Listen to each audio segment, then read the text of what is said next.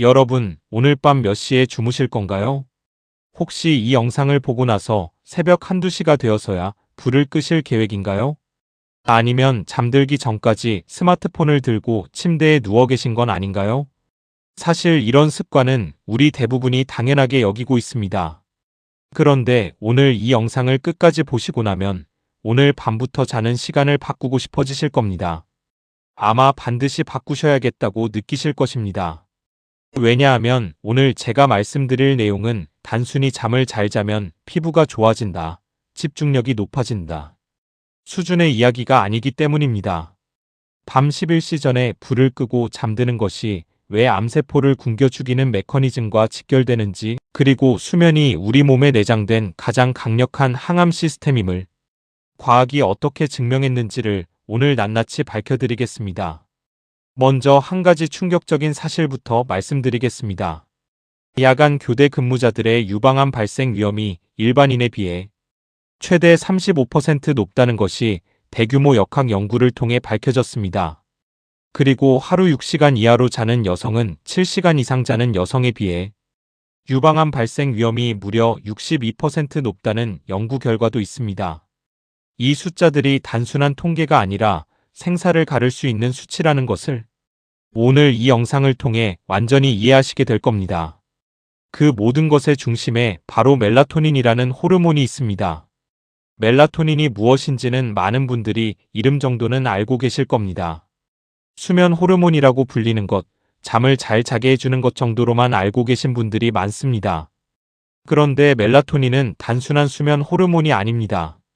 멜라토닌은 우리 몸이 어둠 속에서 분비하는 가장 강력한 항암 물질 중 하나입니다.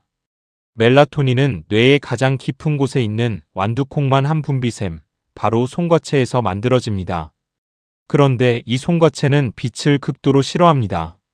눈을 통해 빛이 들어오는 순간 멜라토닌 생산이 즉각 차단됩니다. 반대로 완전한 어둠 속에서만 멜라토닌이 폭발적으로 분비됩니다. 멜라토닌 분비의 타이밍을 정확히 이해하는 것이 오늘의 핵심입니다. 자연광이 줄어들기 시작하는 저녁 시간대, 대략 해, 질 무렵부터 송과체는 멜라토닌 분비를 준비하기 시작합니다.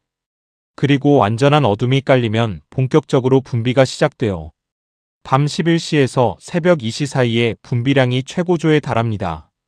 이 골든타임, 즉 밤 11시에서 새벽 2시 사이의 멜라토닌 혈중 농도는 낮 시간의 최대 10배 이상까지 치솟습니다.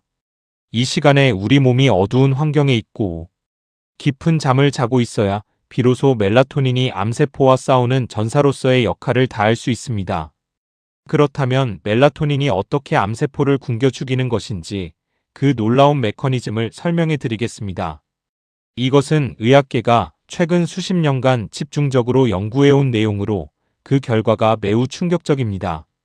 암세포에는 정상세포와 완전히 다른 에너지 대사 방식이 있습니다.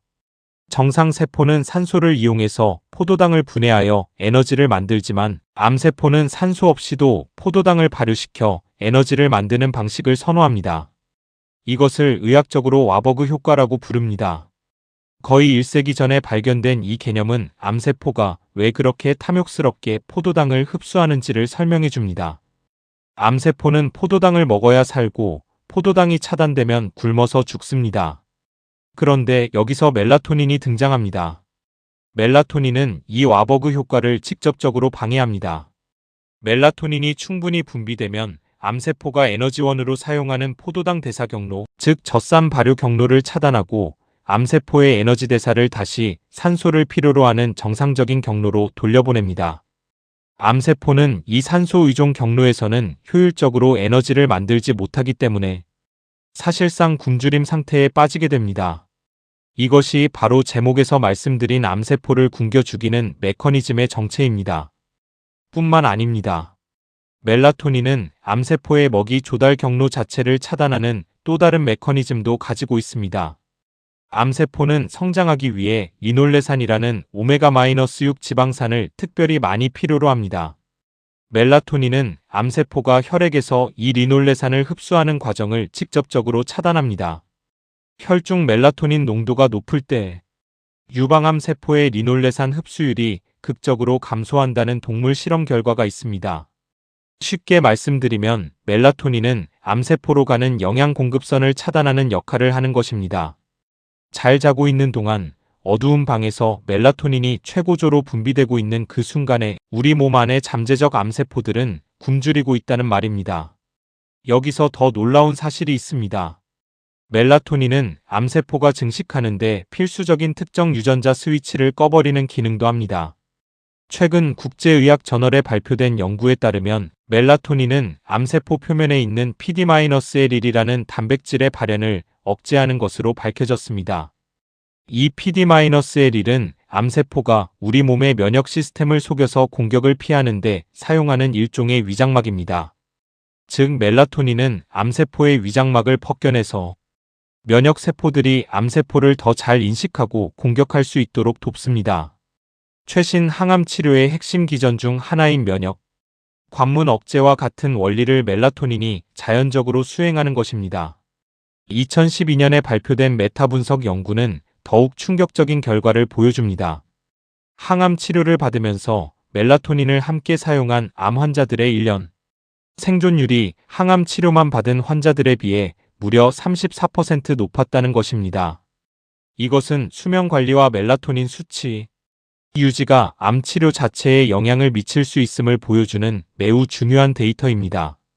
물론 이 수치는 보충제를 통한 것이었지만 우리 몸이 자연적으로 분비하는 멜라토닌의 수치를 최적화하는 것이 암 예방과 치료 보조에 얼마나 중요한지를 강하게 시사합니다.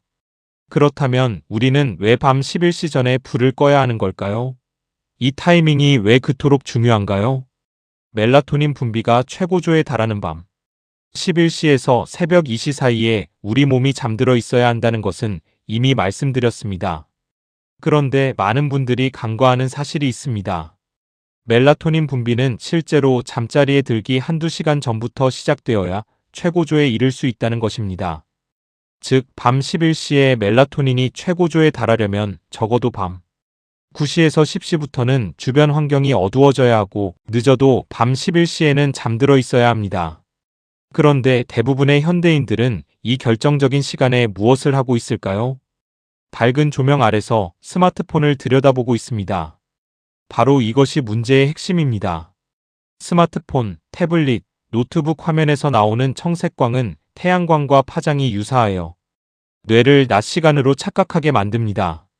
수면 전 스마트폰 사용이 멜라토닌 분비를 최대 50% 억제한다는 연구 결과가 있습니다. 절반을 뺏기는 것입니다. 우리 몸 최강의 항암 무기를 매일 밤 스스로 절반씩 포기하고 있는 셈입니다. 국제암연구소는 야간 교대 근무를 2억운 발암물질로 분류하고 있습니다. 이것이 무슨 의미인지 아시나요? 야간 교대 근무가 장기간 반복되면 암 발생 위험을 높이는 발암물질과 같은 수준으로 분류되었다는 뜻입니다. 이 분류의 핵심 근거가 바로 야간 교대 근무로 인한 만성적인 멜라토닌 분비 저하입니다. 밤에 빛에 노출되어 생체 리듬이 교란되고 멜라토닌이 제대로 분비되지 못하면 그 자체가 발암 환경을 조성한다는 것입니다.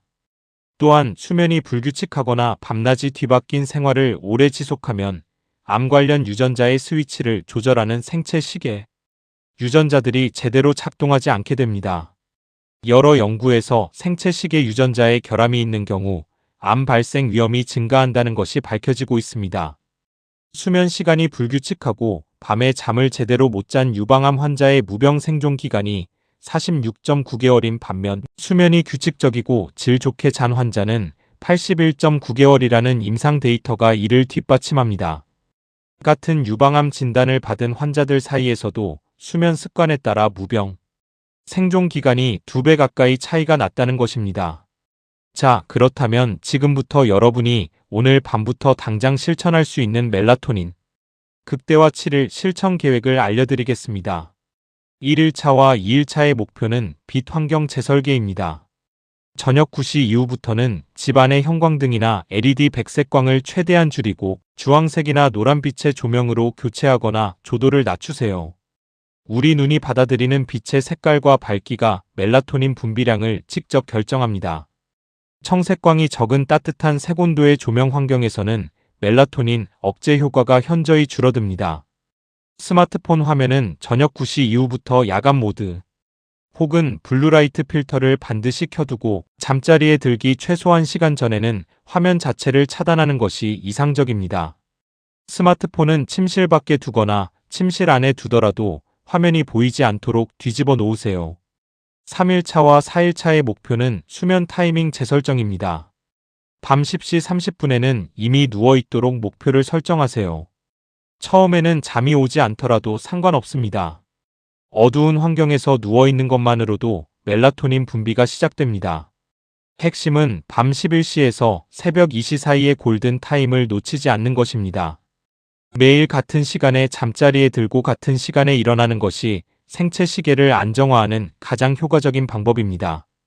주말에 늦잠을 자는 것조차 생체 리듬을 교란시키므로 주중과 주말의 기상시간 차이를 1시간 이내로 유지하는 것을 권장합니다. 5일차와 6일차의 목표는 멜라토닌 분비를 촉진하는 식습관입니다. 멜라토닌의 원료가 되는 트립토판이 풍부한 식품들을 저녁 식사에 포함시키세요. 트립토판은 체내에서 세로토닌을 거쳐 멜라토닌으로 전환됩니다. 트립토판이 풍부한 식품으로는 따뜻한 우유, 두부, 견과류, 특히 호두, 달걀, 연어, 바나나, 체리가 있습니다. 특히 체리는 식품 중에서 멜라토닌 함량이 가장 높은 것 중 하나로 취침 1~2시간 전에 체리 주스 한 잔을 마시는 것이 수면 질 개선에 실질적인 도움이 된다는 연구 결과가 있습니다. 또한 저녁 식사 이후 카페인 섭취는 멜라토닌 생성을 방해하므로 오후 2시 이후로는 커피, 녹차, 홍차를 피하시는 것이 좋습니다.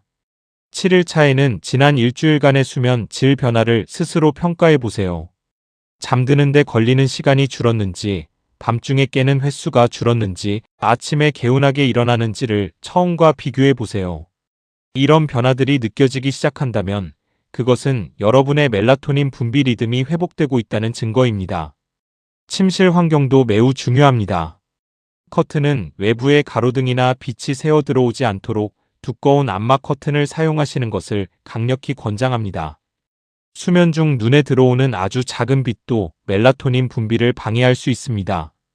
침실 온도는 18도에서 20도 사이에 약간 서늘한 환경이 깊은 수면과 멜라토닌 분비를 최적화한다는 것도 알아두시면 좋습니다. 규칙적인 운동도 멜라토닌 분비를 증가시키는데 중요한 역할을 합니다. 단, 운동 시간이 중요합니다. 오전 또는 오후 이른 시간의 유산소 운동은 생체 시계를 강화하고 야간 멜라토닌 분비를 높이는 효과가 있지만 취침 2시간 이내의 격렬한 운동은 오히려 수면을 방해할 수 있습니다. 매일 오전 햇빛 아래서 20분에서 30분 걷기는 낮에는 세로토닌을 높이고 밤에는 그 세로토닌이 멜라토닌으로 전환되는 선순환을 만들어줍니다. 나이가 들면 멜라토닌 분비량이 자연스럽게 줄어든다는 것도 알아두셔야 합니다. 30대부터 서서히 감소하기 시작하여 60대가 되면 20대 때의 절반에도 못 미치는 수준으로 떨어지는 경우가 많습니다. 이것이 노인들이 잠을 잘 못 자는 이유이기도 하고 나이가 들수록 암 발생 위험이 높아지는 이유 중 하나이기도 합니다.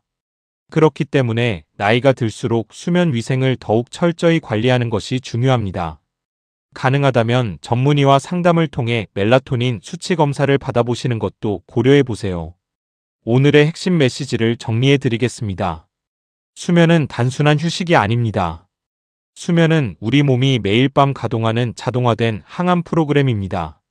그리고 그 프로그램의 핵심 실행 코드가 바로 멜라토닌입니다.